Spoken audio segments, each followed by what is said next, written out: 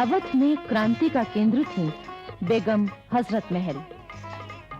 अवध की जनता ने उनके बेटे बिरजिस कदर को गद्दी पर बिठा दिया था। वो अभी नाबालिग था,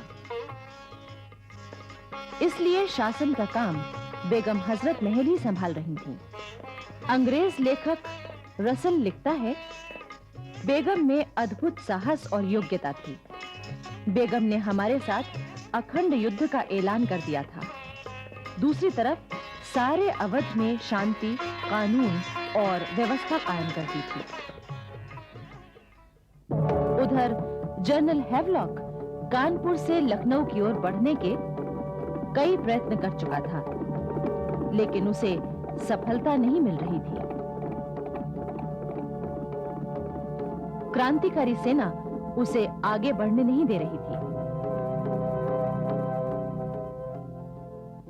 हैवलॉक एक बार फिर 20 सितंबर 1857 को विशाल सेना लेकर लखनऊ की ओर बढ़ा।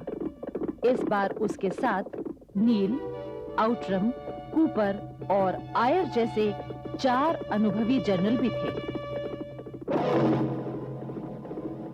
रास्ते में अवध की जनता ने जगह-जगह कंपनी की सेना का विरोध किया, किंतु इस बार अंग्रेजों के हौसले बढ़े हुए थे। उन्होंने जिस गांव पर हरा झंडा फहराता देखा, उसे जलाकर राख कर दिया, निवासियों को मार डाला।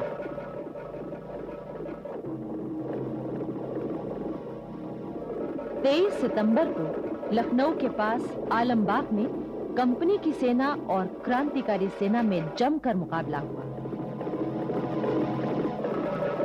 लेकिन तभी दिल्ली में दोबारा अंग्रेजी राज कायम होने की खबर आई। इससे अंग्रेजों के हौसले और बढ़ गए। 25 सितंबर को अंग्रेजी सेना 4 बाग के पुल के पास आ पहुंची। क्रांतिकारी सेना के साथ यहां भी घमासान युद्ध हुआ। कंपनी सेना का भारी नुकसान हुआ।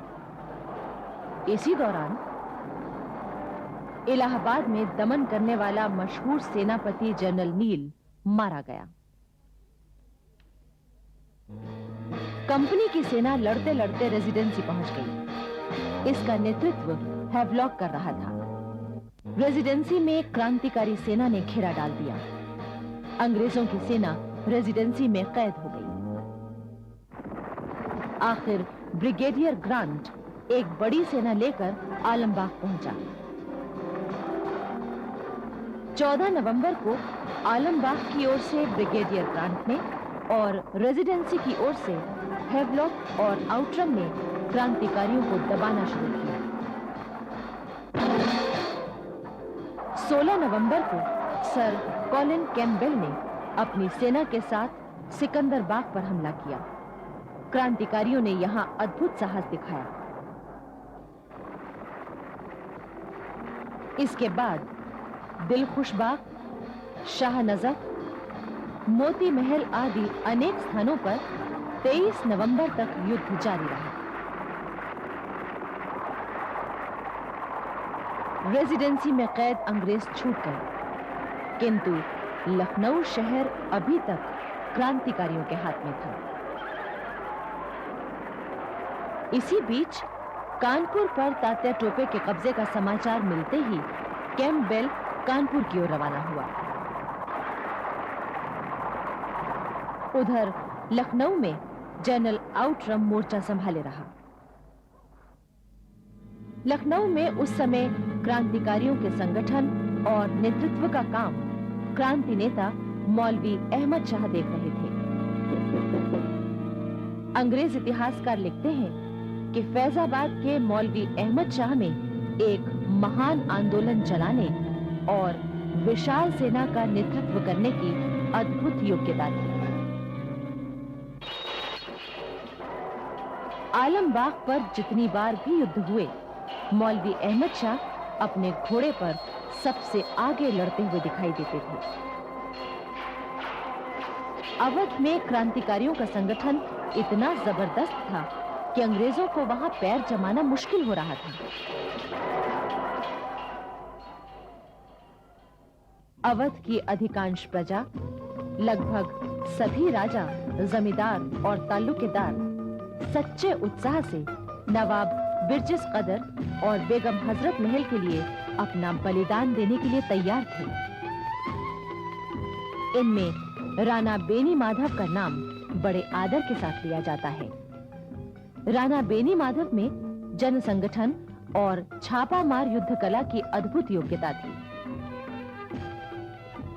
अंग्रेजों ने उन्हें अपनी ओर मिलाने के लिए बहुत लालच दिए, किंतु राणा बेनी माधव ने बेगम हजरत महल का साथ नहीं छोड़ा। 15 जनवरी 1858 को फिर युद्ध छिड़ा। उस दिन मौलवी अहमद शाह के हाथ में गोली लगी। 17 जनवरी को क्रांतिकारियों के एक और मुख्य सेनापति विदेही हनुमान घायल हुए और उन्हें अंग्रेजों ने पकड़ लिया। इसी दिन राजा बालकृष्ण सिंह की मृत्यु हुई।